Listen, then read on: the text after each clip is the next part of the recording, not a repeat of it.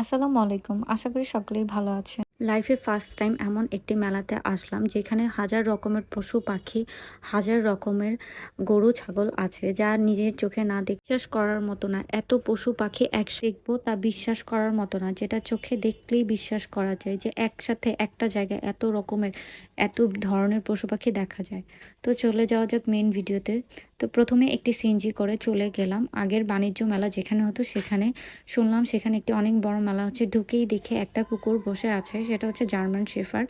আমার হাজব্যান্ড তাড়াতাড়ি করে আমাকে গরুর মেলার ভিতরে নিয়ে গেল, যেখানে মেন আকর্ষণ এটা হচ্ছে একটি সব থেকে বড় গরু যেটার প্রাইস 1 কোটি টাকা। তো দেখলাম এত মানুষ, আমি ভেবেছিলাম যে ওখানে মনে হয় মেয়ে মানুষই যায় না, শুধু ছেলে মানুষ, কিন্তু ঢুকার পরে দেখে অন্যরকম, এত দূর দূর থেকে মানুষ আসতেছিল।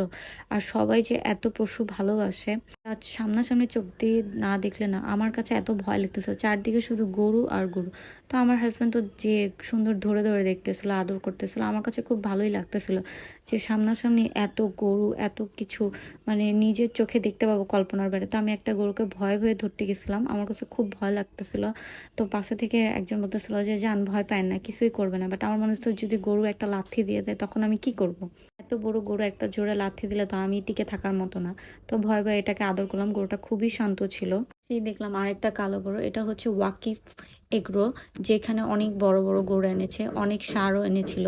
তাদের গরুগুলো আমার কাছে খুব ভালো লেগেছে। তাদের একটা গরু সেলও হয়েছিল, তার নাম নরা, সেটা ভুট্টি ছিল। তো এই পাশে তাকিয়ে দেখি আরেকটা গরু যেটা আমার খুব ভালো লাগছে। এখানে দেখি 3-4টা পিঙ্ক মহিষ, মানে দেখতে কিউট লাগতেছিল।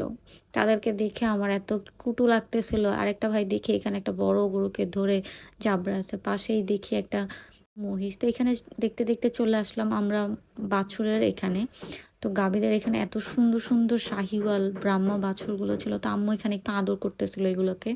তো পাশ থেকেই দেখলাম যে ওয়াকিফ এগুলোর একটা সাদা ধবধবে গরুকে র্যাম্পে হাঁটার জন্য বের করে নেওয়া হয়ে যাচ্ছিলো। তো আমি পাশ থেকে আরেকটু গরুকে আদর করছিলাম।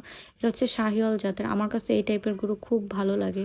তো এত পশু পাখি নিজের চোখে সামনাসামনি দেখতে পাবো কখনোই কল্পনা করি না। আর এরকম মেলা বাংলাদেশে দ্বিতীয়বারের মতো হয়েছে।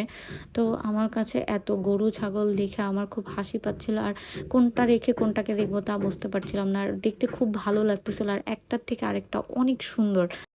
গরু দেখার শেষে ছাগল দেখলাম, আর এত ছাগলের কোয়ালিটি আছে যেটা এই মেলা না আসলে বুঝতে পারতাম না। পাশেই দেখি ভেড়া, ভেড়া সবাই ঘুরে ঘুরে দেখতেছিল, ছবি তুলতেছিল।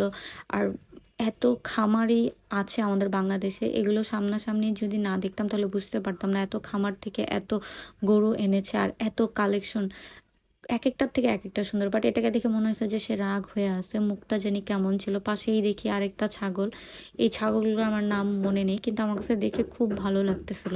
তা আম্মু প্রত্যেকটাকে একটু একটু করে ধরে আদর করতেছিল, একটু দাঁড় করতেছিল, করে করে দেখতেছিল। দেখতে দেখতে অনেকটা ক্লান্ত হয়ে যাওয়ার পরে একটু সসেস কিনে খেলাম।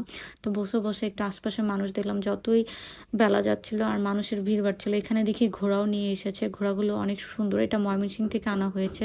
তো ঘোড়াগুলোকে এখন র্যাম্পে হাঁটানো হবে। এখানে একটা ভাইয়া 3টা বিড়াল ধরলো। তো দেখতে দেখতে দেখি ধুলাবালি বেড়ে গিয়েছে। তো পাখি দেখে তাড়াতাড়ি বাসা যাব সেই চিন্তা করলাম। পাশ থেকে উটের একটু ভিডিও ক্লিপ নিয়ে নিলাম, দেখি প্রচুর ধুলা। তো ভাবলাম বাসায় যেলেই ভালো হবে। তো আজকে এই পর্যন্তই, সবাই ভালো থাকবেন।